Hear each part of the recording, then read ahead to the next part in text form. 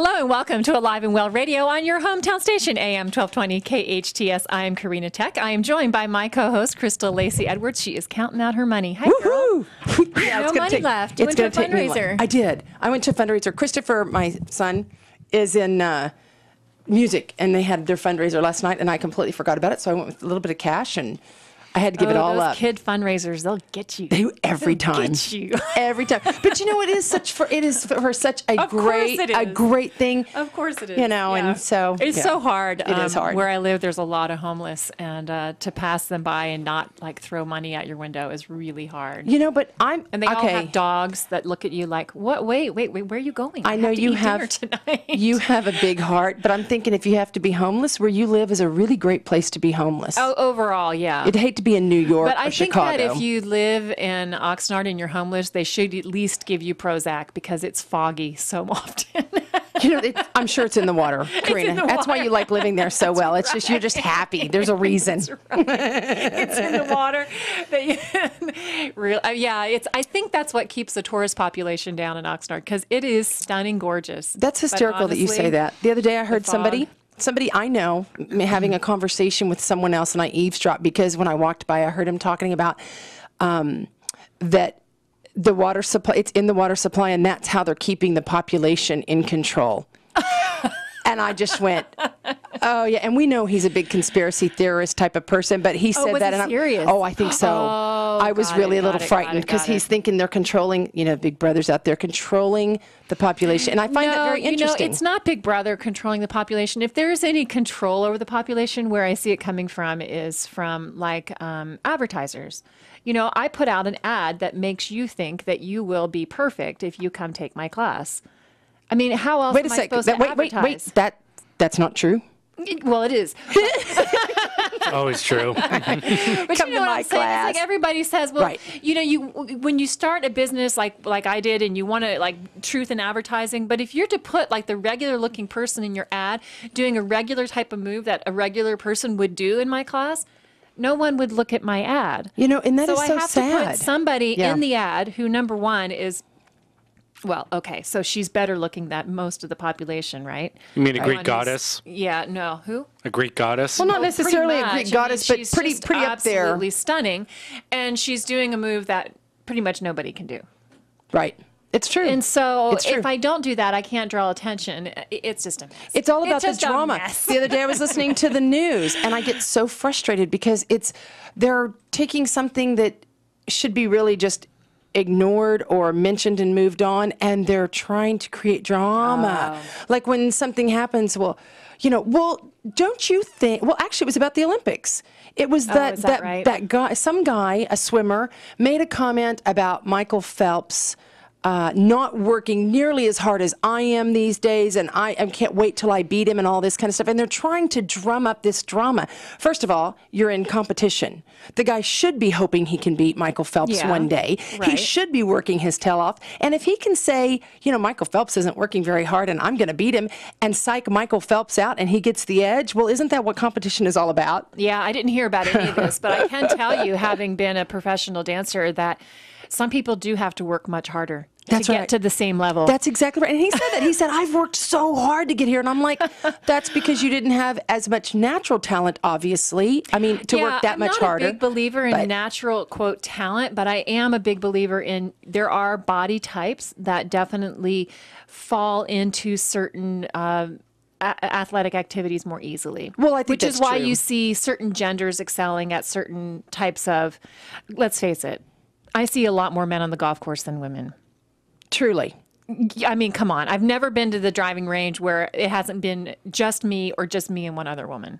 That's true. There's a reason really for slow it. Do you know how course. sad it is to like go out there and it's so discouraging, and I hit the ball and it goes ping, it goes 20 feet. That's me too. There are guys who do that. See, thank you, Chris. Some guy comes out for his first time. His friend's like, "Come on, I'll show you how to play golf," and he hits it like to the furthest, not to the furthest flag, but he hits it 20 times farther. It's so discouraging. That's true, but I do. It's all about mini golf. Right. Oh no! Oh no! Totally. But anyway, it's frustrating. But some people do have to. It just sometimes I think you do have to built work harder for the athletic. But see, I think even if you're built with it, I do believe that there are some people who could have the same build, and one just finds that sport much easier. I mean, they just fall into it. Now, don't get me wrong. To be an athlete, I mean, to be an Olympic athlete, I don't care how much natural or not natural talent you have. You better work your tail off for years. And do you know, this is my experience in the dance world. There were people like me who had to work really, really hard to get to the professional level. And I was a mediocre professional dancer. I was definitely not a great. Okay. And then there are the people who have a lot of natural ability, so they're built for it. Right. Whatever sport they choose, they are built for it, but they have no interest in it. Right. So they never. And you're like, but I know. if I was built like you, I would. Right. So they never dance professionally. But see, you are. I don't know why you don't think you're built for it. Well, You do. I'd have to go into a long. I know I look like a dancer now after all those years, but no. Trust me. Anyway, and then practice. Right. And then there's the third person who has that body for it and had the same passion to practice and be in the dance studio that I had, and those are your greats. Right. And those are like, in basketball, that would be your Michael Jordan, your Kobe Bryant. Correct. I agree those with are that. the people who just really fly off the charts because they have that combo. They have both. Yeah, it's really exciting. It's kind of like I tell kids all the time, you know, you can have the brains and you can be really smart, but if you don't have the ambition or the drive to do something with it, you can also wind up with all those brains doing nothing. All those brain cells, all those brains, they're all in little jars sitting, you know, but all those brain cells doing nothing. Me, give me the new brain. I need the new brain. I know a woman, I know a bunch of people, but one in particular. This woman was brilliant, has 2 PhDs. The woman hasn't worked in years. She lives off the government. And I'm like, what? I've seen that too. And I'm like, that's crazy. Sure. I've only met this woman once, but I hear a lot about her because she's a good friend of a friend of mine. And I'm like, how does that happen? But it does. I do think that mental, illness can get in the way of a lot of brilliant people. Yeah, there's a very thin line between brilliant and crazy. Isn't that what they used to say? Genius and crazy? I have no idea what you're talking about. Yeah, because it's such a thin line. That was swift. You're quick. I do like it when she's quick. It is so hard to be me sometimes. It is so fun to be me and watch you sometimes. It's good when it's somebody else and not just me. It's good to know I'm not the only crazy one out here. Human struggle covers all humans. Pretty much. Yeah, it's reassuring that we are human and that's You're not the okay. only one waking up in the morning going, ugh. Right. Or, wow, really? I'm awake? So now I should put my foot down. I should swing my legs off my bed and do something. I know somebody's expecting something of me today. And if I'm lucky, I wrote it down because I'm not going to remember it. All right. This has been a long segue into what we're actually going to be talking about today, which is going to be heart health. You have to laugh. Laughter is good medicine. Oh, it's such good medicine. And I want to talk about things that people don't expect with heart health. Like, for instance, one of my neighbors in Virginia is having, I didn't move, but, anyway. That is an awfully long commute. It is a long commute. I thought Oxnard was bad. But anyway, he's having a lot of leg pain, and definitely connected to what's going on with the heart. So things like that. I want to talk about what you don't expect to experience with poor heart health, or maybe some symptoms that you wouldn't expect, specifically around women's heart health, because we don't get, like you've said in the past, we don't get the Hollywood heart attack. That's right. The Hollywood heart attack. I love that. Well, that's what you called it. God, I am brilliant. You are. The Hollywood heart attack. I should patent that or something, because that's really write a good book. It's not the Hollywood heart attack. I love that. Don't anybody take that idea. Someday I might get motivated to write a book. Whatever you do. So we'll talk about those symptoms and what you can start doing on your own. That's going to be fairly simple, a fairly simple move forward, and not, again, the advice that you would expect, because I can tell you right now in a nutshell: exercise more, eat less, eat the right choices. There you go. We're done. But we're going to talk about what might surprise you, what might not be the usual. All right, this is Alive and Well on your hometown station, AM 1220 KHTS. The Donut Inn on Soledad Canyon Road has a new name, California Bakery and Cafe. You still get the donuts, hot chocolate, and fresh squeezed juices, the sandwiches, croissants, and our famous tamales. But you'll also get cakes for parties, celebrations, and major events. Our unique bread baskets offer a one-of-a-kind gift, all with the personal service you have come to expect for the last 35 years. Get a cup of coffee and a Danish 24 hours a day. California Bakery and Cafe. Drugs is a price on top of a price. You pay for it with money, you pay for something you could have had, then you pay for it out of your life. Heroin will kill you and crack will bring you to your knees. And crack brought me to my knees. I'm gonna stay with the program of recovery, and I'm not gonna give up. I'm just not gonna give up.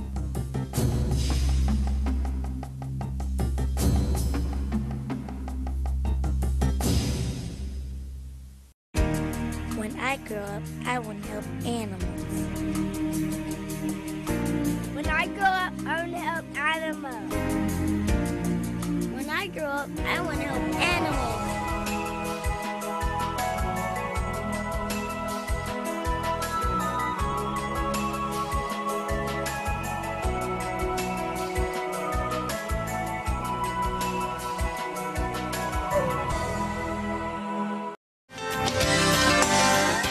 Hello and welcome back to Alive and Well Radio on your hometown station, AM 1220 KHTS. I am Karena Thek, joined by my co-host, Crystal Lacey Edwards. And we have some information for you today about pre-heart attack symptoms, not like heart attack symptoms, because we know those can be unusual for women. But we want to talk about the signs and symptoms that you might be getting, well, anywhere from a week, but definitely all the way up to 6 months beforehand. And we like to focus on heart health because we are in the fitness/rehabilitation industry, and we do have an AED hanging on the wall. Yes, and so we need to know what that is. Yeah, so that would be that automatic electronic or something defibrillator. It's that thing that goes, you know, everybody stand back, clear, Clear. That's it. There's your hint. There's your Hollywood hint. It is the Clear. Yeah, the paddles, as people call them, the paddles. Yeah, we keep those in the studio for anybody who decides to have a heart attack. So see, we're taking care of you. Come in. We know what we're doing. We know CPR. We know how to use the AED. You're good. Thank God we've never had to use it. But it is comforting. I will say there have been people who've walked in the door, and I kid you not, I walk over to the AED and make sure the green light is flashing. So that the battery's working. Make sure the batteries are on. You know, I mean, you're joking about that, but it is true. No, I am not kidding at all. There are some people who come in very poor health. Yeah. And they know that. They know why they're there. Right. And hopefully they've gone to their doctor first before they come in to get cleared. Absolutely. But I remember when I was in grad school and the studies that we used to do, we were always each other's guinea pigs. So I can't tell you how many max stress tests. Yeah, a few times. No, not quite that, not that kind of cleared, but yeah. Right. But we would do stress tests on people, and that's really stressing your heart. When you're exercising, people don't think about it. You're stressing your heart. Mm-hmm. You are putting a lot of stress on it. You have to have a license to put makeup on someone, but yet you can go to anyone who calls themselves a fitness trainer or whatever, and it's always been a scary thing. Because I remember being in grad school, and what a great observation. We had people who are coming in, and you're stressing them with a max stress test. You better know CPR. You better know the phone numbers, the address, and all that, because people will more likely not collapse while they're exercising, but in the little time after. Oh, I didn't know that. Yeah, it's after. I didn't know that. So I should be driving my clients home. Let them sit and chit chat with you for a while. Yeah.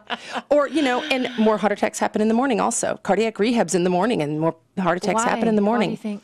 Could be several physiological reasons. I mean, it could be that your blood pressure is lower when you're lying down, and then you sit up, and you get the syncope, or you get the blood pressure not getting to your head fast enough, so it's stressful as your body tries to correct that. You know, I know that some of the hormones make a difference of where they are in the morning. They're higher than they are in the afternoon or evening. So there's a lot of different pieces to that puzzle, but we do know that more of them happen early in the morning than at night. That's interesting. Okay, so we promised back to we promised you some symptoms of what it's like to have, what are the pre symptoms. So not like right when you should be rushed to the hospital, but what are some signs? Because kind of like how do I, like, if you've ever been in an uncomfortable situation before and you're like, I sure would like to have known the warning signs for this. You know, so like you're kayaking and then a shark is biting off the back of your kayak. Like, and did I not see that shark what coming are up? the warning signs for this? Can I not have like a bell that... Or the fact that you hear splashing behind you that's a little out of sync from That's the rest the of thing the about splashing. sharks. They don't splash. They're good not big hunters. splashers. Yeah, they're good. They're not breaching out of the water before they eat your your kayak. Right. Bad breachers. They're bad breachers. They're much more stealth. Oh, funny. Okay, so 6 months, up to 6 months beforehand, it could be as little as a week, but one of the things that you'll experience as a pre-heart attack symptom would include unusual fatigue and sleep disturbance. So that's confusing right there, because you might think, I'm exhausted because I'm not sleeping really well. Right. And especially as women who are about our age. I haven't blame it on everything. experienced it, but a lot of people that are in their 40s or 50s, women in particular, are experiencing sleep disturbance, and they blame it on the hormones. Right. And we're the good caretakers, so we can always find an excuse for everything that we're going through. The non-sleeping makes you fatigued, but the fatigue is different. A lot of times you'll hear the fatigue that people describe on the heart disease. It's like your legs and your arms get heavy also. They just feel really heavy. And that could be lack of circulation, or, if something's going on with your heart, it may not be pumping hard enough to get the blood sent out to where it needs to go, and enough pressure on your blood pressure to get it back up.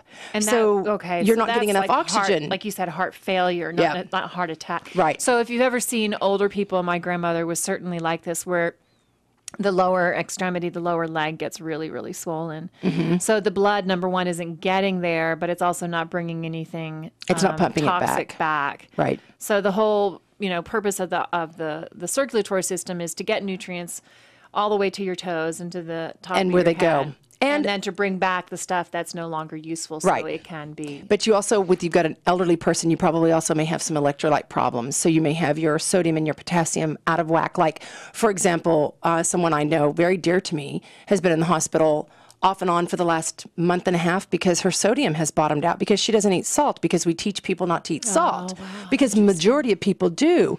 Well, her electrolytes got out of whack, and her signs were some of the same kind of signs, the fatigue and she's passed out a few times. And I mean, there's been some signs that kind of cross other things. So and when I talked to her, she's making excuses. And I'm like, no, there's no excuse. Like what? Well, I don't sleep at night, so I'm always tired, which she's a walker and she's a hiker and always has been, but she hurt her back, so she hasn't been able to exercise as much. And this has been chronic. I mean, like surgery chronic. And so she's blaming it on, well, I'm not exercising like I used to. I'm stressed out because she volunteers, and she's stressed out because it's a busy time of that for the year. And I'm like, no, this doesn't, no, this is more than that. And finally, a friend of hers took her in, or she called the friend and said, drive me in. I don't think I can drive. And I think it was the dizzy spells that got her. Ooh, wow. So I'm like, so that, the bloating in the legs might be pure circulation. It could be that your electrolytes are off. I mean, it could be all kinds of stuff, but it's always a sign to get checked out. Always and also, a sign. what about, so we have unusual fatigue, we have sleep disturbance, we have swelling in the lower extremity. What about pain in the lower extremity? Right? Like claudication. So the veins, or the arteries in the legs start getting kind of filled up with Correct. Oreo cookies. And then that would, and that will cause pain because you're not getting the blood to the places it needs to go, which means there's a lack of oxygen, which means your tissue, your body tissue could be in trouble and or dying. Right. So if there's no that's oxygen painful. getting there, Right. then it's basically a situation where you're suffocating, basically, Right. those tissues. Right. And, so that's painful. That's exactly right. When tissue dies, it is very painful. I hear about that with a lot of people with hip pain. That if necrosis. Again, retired dancers, or even dancers who are still dancing, they get necrosis of the hip joint. It's fairly common, unfortunately, but the blood supply gets cut off to the hip, and then the bone starts to die. And a lot of it, especially like with male dancers, they force that turnout so they can do the splits and things like that. Right. And then it cuts off that blood supply, and the hip dies. Yeah. So all you men who want to be dancers, I have a question about. maybe don't do the splits. Okay, so I have a question, and that's And the same with martial arts. By That's the what way. we would call the Chinese splits. Bad.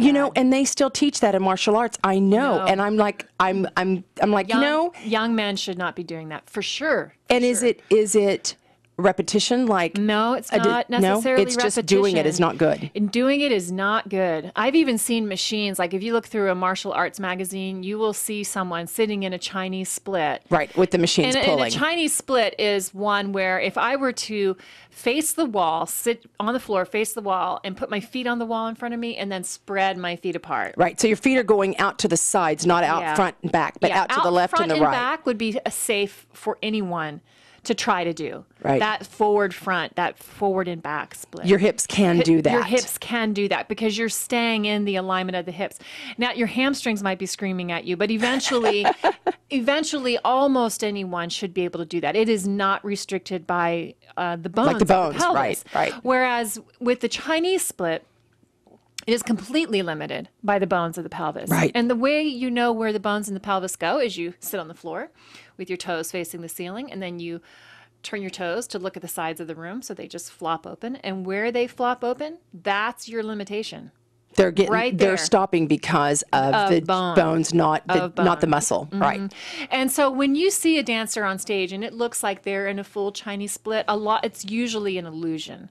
I don't know too many. I don't think I danced with anyone, period, who had that full Chinese split. It's an illusion. It looks like it from the audience, but it's an illusion. So they're 2 or 3 inches up, or not quite down. Right. But they're still pushing it further than they should. And I see the martial arts people, because I'm looking at them a lot up close, and they're not on a stage. They're on the ground, right and I'm in a chair, and you're watching. And they're close. If they're not there, they're very close. Yeah, it's generally really not a good idea. Especially, I mean, if you're working with a young child. And I know we're getting off base here. I promise to get us back on track at some point.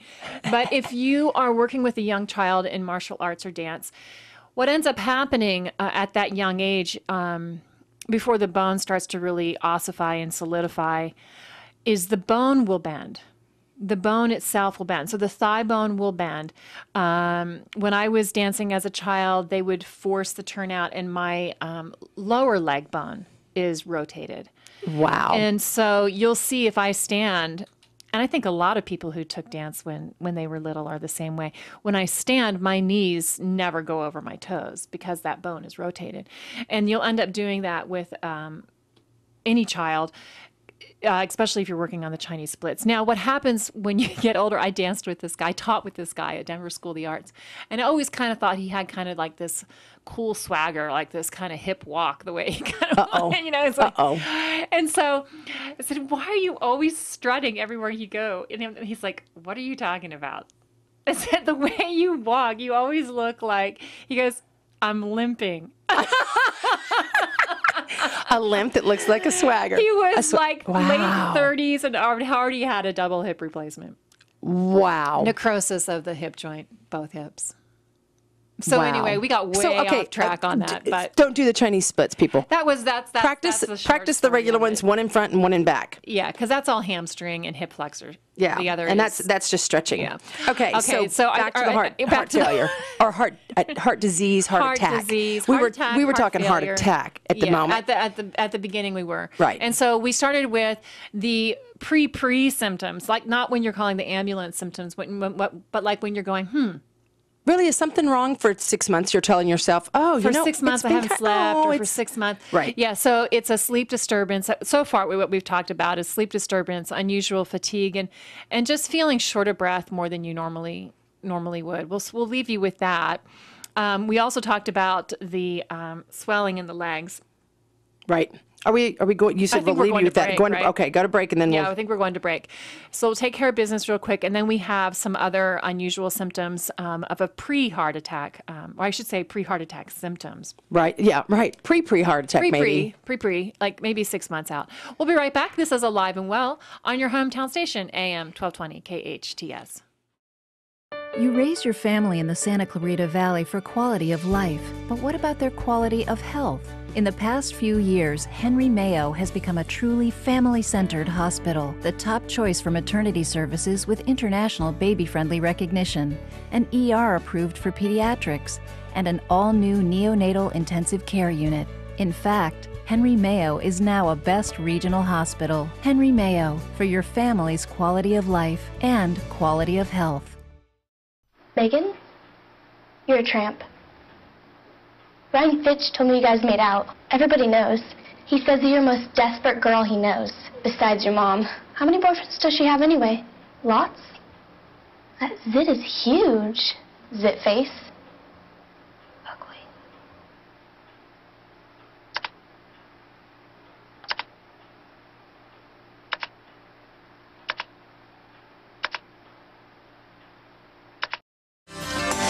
Hello and welcome back to Alive and Well Radio on your hometown station, AM 1220 KHTS. I'm Karena Thek. I am joined by my co-host, Crystal Lacey Edwards. Hey, Chickadee. What you doing there? Hey, Chickadee. Well, I thought I turned my phone off, so I'm evidently on drugs because I didn't.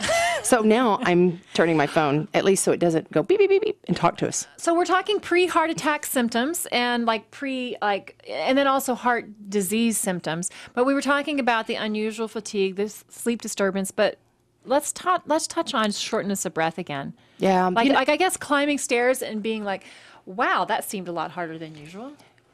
Well, a lot of people have shortness of breath, and it's one of those symptoms that we kind of go, oh, I'm out of shape. Well, so no, you think, I get it. I can get it like overnight, like if I have a cold or if I'm like unusually fatigued. Like my son and I are going to go scuba diving this weekend. I'm expecting Monday morning that getting up those short stairs will be a little rough. You're going to feel that a little bit more. Well, yeah, and it might be like that you do, just like you said, if you go upstairs and you feel short of breath, there's a difference of shortness of breath and because you're out of shape and shortness of breath for not breathing. Being able to talk. Maybe it's a little more sudden that it's got the shortness of breath.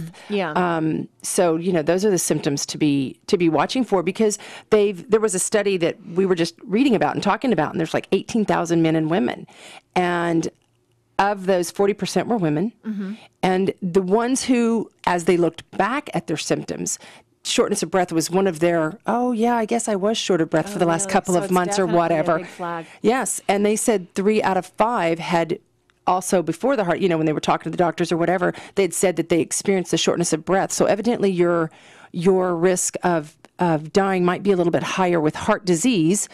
And they didn't clarify just heart attack. They said heart disease, so that's heart failure and pulmonary vascular disease, I'm sure, and that kind of stuff. And this is what it says. It says those who experienced shortness of breath were 3 to 5 times more likely to die from heart disease than those who did not have this symptom. So out of all the symptoms, that one seems pretty important. Pretty important. Shortness of breath. Pay attention to that one. Yeah. Okay. Yeah. All right. And then moving on down the list, of course, there is chest pain. That sounds pretty classic. I don't think we're telling anybody anything new there. Right. But with women, men, it might be more pain. Women, it's more described as discomfort. Everywhere you see it, it's not necessarily the pressure. Is it because we handle pain better?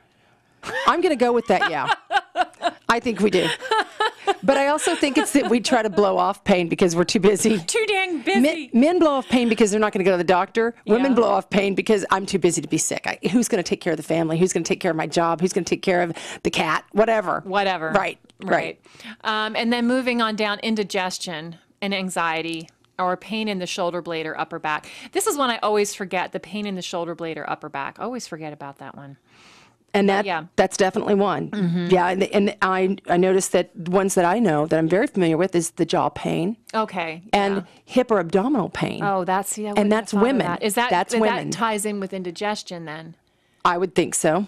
So I guess any unusual symptoms. So if you're like, well, I get indigestion all the time. I've had it my whole life because I have acid reflux problems or whatever. So I guess if it's something that you're not used to, any unusual symptom probably needs to be addressed. Well, I would think if you have acid reflux, you're probably already seeing your physician, and your physician should be monitoring other symptoms that might come with that, because that could change. I mean, that could be something you live with, but it could also be a symptom of heart disease. So, but if you're going to the doctor on a regular basis, hopefully you and your physician or your practitioner, whatever kind of practitioner you visit, are in communication about, the other day I was really short of breath too. Anytime the symptom changes, you want to go back. We certainly do that with clients that we see at the studio. Right. So they come in with a certain degree of back pain, and all of a sudden they come in and somehow symptom has changed. Right. The pain has changed. So you send them back to the doctor. And I know when I was dealing with migraines, which knock wood I don't deal with anymore. Yay. Every time, every time the symptom would change, I would go back to the doctor because I wanted to make sure there wasn't a tumor growing out of my head. Right. Now there's something very else happening. It's very unattractive. The tumor out of the The head. tumor out of the head. I would think, yeah, it'd be hard, but you could put never mind. Just give it its own little hat. That's kind of what I was thinking. Depends on where it is, though. But yes, you would want to definitely talk to your physician and It make would look sure. like I had a third breast. Might look like I had one. All right. Oh, yeah. Okay. But anxiety is another one. You know, Boy, how would you know? Anxiety is that's right. Right? Anxiety is a really tough one because it also, there are so many medications that people take as we get older that increase anxiety. So it could be increasing because of medication. I have one child, and I know the anxiety I feel over that child. Yeah. What about people who have a normal amount of children? Well, they might be a little bit more relaxed than you. Oh, maybe so. My mother, when I was Maybe they're really like totally like, my mother used to tell me, people with one child who are really hovering over their child, if they had 3 or 4 children, they wouldn't really have time to be hovering over your children so much. So maybe it is the parents of just onlys that are that are neurotic. Yeah. Oh, maybe not. It is why I have a dog. It took a lot of pressure off my son. Funny, I thought I had a son because it took a lot of pressure off my dogs because I had my dogs first.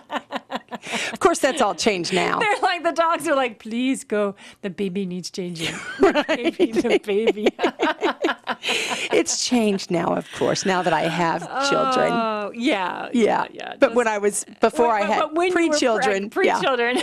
I'm like, oh, it's going to be so much pressure off my dogs when I have a child. That's awful. But that's why you have realistic when you don't have children yet, because you have no idea Right. what's gonna. Right? No, my dog is definitely my courtesy child at the moment. He's like, okay, you can pet me, you can worry clean my about ears, me, you can groom me. That's right, so that you don't put quite so much pressure on your fully grown adult child who's moving to Korea. But let's not talk about that. Yeah. Okay, so let's run down these pre-heart attack symptoms. Also could be heart disease symptoms. Again, unusual fatigue, sleep disturbance, shortness of breath. That's your big one, everyone. And chest pain, indigestion, anxiety, pain in the shoulder blade or upper back. Yeah. So, and did you find some other information down lower or no? Which are you talking about specifically? The heart disease, as opposed to just heart attack, pre-heart attack symptoms.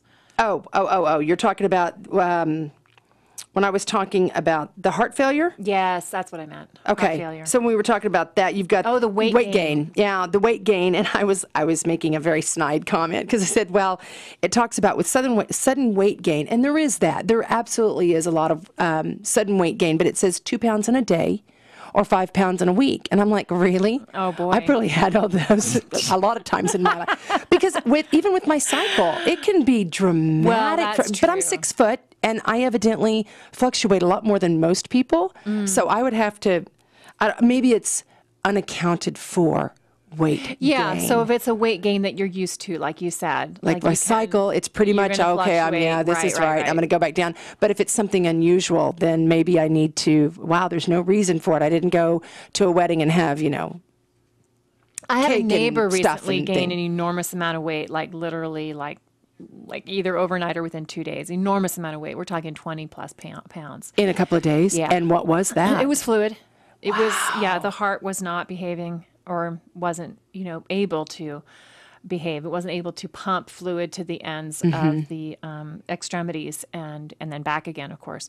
So huge amount of weight gain. Yeah, my stepfather. Painful. Yes, he had it over Christmas when I was at home. And no, it was his last visit. And he had to go in the hospital because he had all that swelling going on. And he kept saying, oh, it's, the salt tablet that I didn't take or this, that, and the other. And we were all like, no, it's your heart. No, it's your heart. And he would not accept the fact that it was his heart. And of course, he went to the doctor. They put him in the hospital. It was his heart. They did try to drain the fluid and put him on medication and that he'd already been on, but tweaked it and stuff. But How still, do they drain the fluid? It's not like they can. I mean, it looks like you could just puncture and it would just come don't do flooding that. out. Yeah, don't do that. Put a valve on my ankle. They do it with using Lasix or medications and stuff to help you, diuretics to help you pee. That's one of the ways I know they do it. I'm sure they have. So there's they have other ways too. Is there a treatment? I guess we need to bring in a doctor for this, but I wonder if there's a treatment where they can do something to increase the strength of the heart so that it's doing more of what it should do. Maybe that's not something that they can do yet. I don't know. You mean through surgery strengthen the heart? No. I mean, you've got the defibrillators and the pacemakers and things that kind of work with your heart. But they don't really make it stronger. They just make it act right. Right. But I'm wondering if instead of like getting rid of the fluid, like the symptom, basically the fluid is the symptom. But is there one? I wonder if there's a way to make the heart stronger. Obviously, this is someone who's not going to be able to exercise a whole lot. Like I know one of the pieces of advice from my grandmother who had congestive heart failure was just to walk as much as you can. Yeah. Because it would supposedly move the fluid around, which makes sense because if she's walking, then the heart's going to try to beat harder, which is going to help to clear the fluid. The heart's a muscle. Right. And if you exercise it, it will generally get stronger. It's going to be very few people that it's not going to get what it needs, and that's going to be, there's other medical reasons there because it's a muscle. If you move it, it's going to get stronger, and walking is a great way to move it. It's a really amazing muscle. Did you ever see that video, the helical heart? The one where they dissected this guy, the scientist. It's been his life work. He's in his 70s now. And you can see it on YouTube. It's called the helical heart. Helical as in helix, Helica. So he sliced it and looked at it. What's he doing? With his hands. So he takes, I think it was a pig heart in the video, and he just severs that fascial connection. Right. So on the outside of the heart, he severs the fascial connection. And the fascia is that, if you've ever cut up a chicken, that white filmy thing. It's like that little thin skin. Not the skin, but the thin skin. So he just severs that with his thumb. Okay. And then he opens the heart. And then literally the heart unravels. It unravels. It's like it's a helix. It's amazing. I would love for you to see I'm totally going to go check that out. And what's really exciting about the video is I was, of course, blown away. I've shown it to several friends in the medical professionals in the medical community, and they're blown away. They think it's amazing. I mean, you can't really. It's one of those you can't things. really deny it. I mean, you're looking at this video of this guy unraveling. Oh, come on! They deny that really people walked on the moon. They can deny it. Anything. Let me take that back. But that sounds great. It's really. I got to check that out. The heart really is amazing. It is. When you see this video, it gives you a different understanding of how the heart works. So if it's something that you're interested in, I highly recommend going there because this is definitely a new way at looking how the heart pumps and how it works, as opposed to the old model we're moving into. This is a piece of work that's going to bring us into a new understanding of how the heart And pumps. you said this was his life's work, and he's in his 70s. Yes, so, like, when did he actually figure this out? I think it's been quite a while, but I think that, things take a while to make it to the mainstream. True. And I'm wondering how long it's going to be until, medicine really is able to take on this information and look at it so that it can affect how we're treating heart disease. Okay, we have to take a quick break, take care of business. This is Alive and Well Radio on your hometown station, AM 1220 KHTS. Are you ready for your close-up? You will be at Santa Clarita School of Performing Arts. We have classes for kids, teens, and adults in acting, modeling, improv, voiceover, singing, and recording. And Saturdays, you will have the chance to audition for some of LA's top agents. Everything you need to succeed in show business is here. Join our list of stars. Learn your craft at Santa Clarita School of Performing Arts.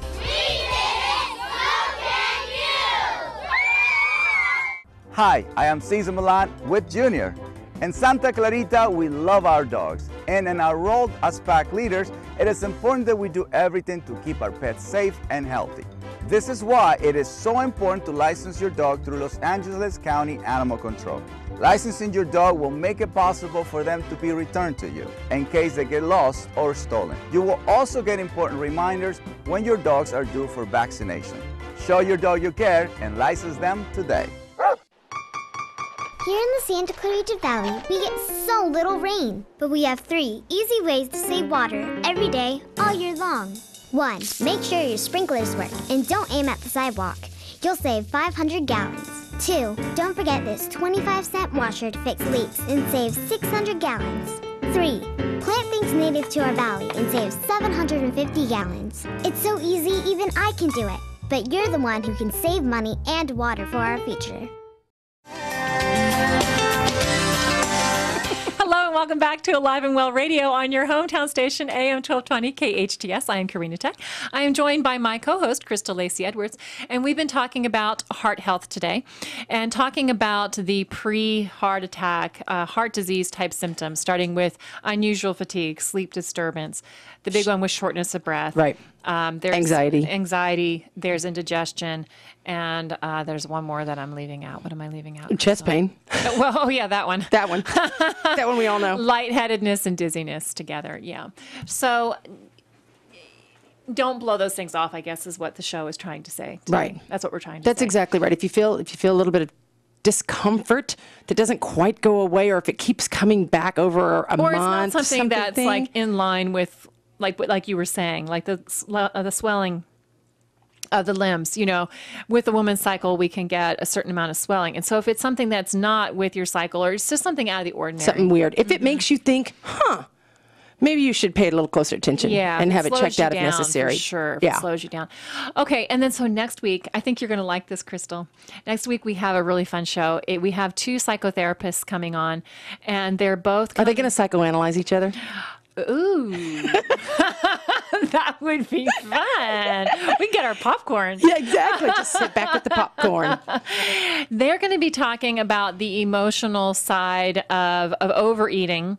And so why is it that overeating is so stress induced, and why is it an emotional reaction? Why can't we just like brush it off and do something like really positive for ourselves? Like, I don't know.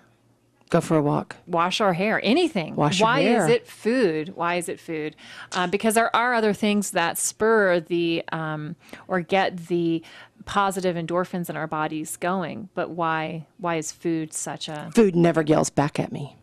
But then neither does my hair washing. Either. Right. I was going to say neither does washing my hair.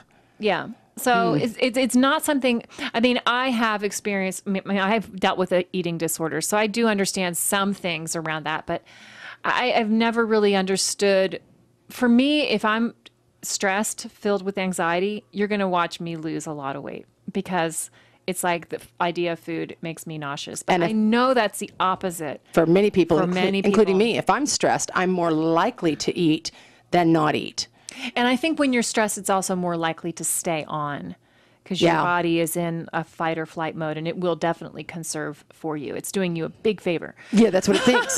That's what it thinks. And you know, it is going to be interesting, because you're right. That we can't deny food. We can't ignore it. We can't make it go away. You have to deal with it. So this will be a great show. It's not like alcoholism, where you can go, okay, well, I just won't drink. I mean, that's really easy. Like, I didn't mean to say it like it was just glib, but you still have to. You can remove yourself from it. You can remove yourself from it to a certain degree. Right. So with food, you can't. And so I'm excited to have them on. And one of the psychotherapists, she has lost over 100 pounds herself, and was certainly describes herself as someone who was an emotional eater. So it should be a great show. Should be a great show. It should be very insightful.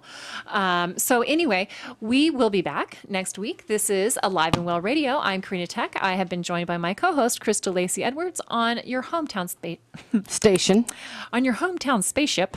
That too. I like that better. AM 1220 KHTS. Tell them all my future's looking bright. Well, I miss him, but I'm doing